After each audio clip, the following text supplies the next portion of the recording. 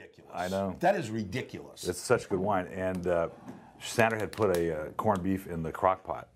And, you know, I was a little skeptical about it, but it did really well together. Well, I'm now making my own corned beef in the... Are you brining it? I'm brining it. And I want to taste that. Cooking it sous vide. Where are you getting the...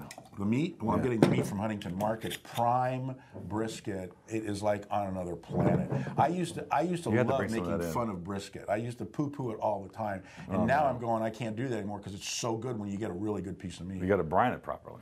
Well, yeah. Because the worst thing I've ever smoked in my life was a brisket. And here's this big meal we were having, and I had all these gorgeous wines from the club, and the kids were all home, and I smoked this thing for a few hours, and I went out there and cut a piece off in the barbecue. It was like a piece of rope. Absolutely unedible. Yeah, it's like a rope. So I quickly ran to the market and got some New York steaks and barbecued them. So I screwed something up. It has to be like 12 hours to smoke a brisket to make it break down all that ligament and all that muscle. Well, the problem is you also have to cut it against the grain.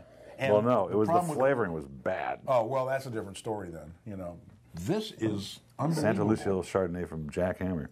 Wow, this is really good. Santa Lucia. It's not overdone like a lot of. No, those it's got a wines wonderful are. direction to it. That's sort of, I don't know, what is that? Well, it's got a little spiciness to it. It's got good acidity. But I'm getting apricots. Mm-hmm. That stone fruit you're talking about, like white nectarine. Mm.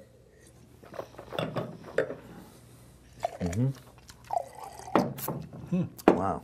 Really nice mid palate. You know, the real taste of a truly great wine is when you taste it in the middle of your tongue, and the reason for that is you have the least number of flavor receptors in the middle of your tongue. Okay, now I'm going to talk to you about this. Now, we don't have too much time, but there's this whole new thing. Every time I put up the tongue palette on the web or Facebook, whatever, everybody goes, you know, they don't do that anymore. It's no longer valid, you know, blah, blah. What's the latest research that you've read that the tongue actually is broken into those receptors, the front, back, and the middle? And the front, back, and the side? It's a fact. Yeah, I'm telling you, there's this whole thing. There's a whole group of people out there on Facebook that are saying, no, it's no longer valid. Well, good for them. They probably think the world is flat, too. This is a 95 for me. I'm doing a 95.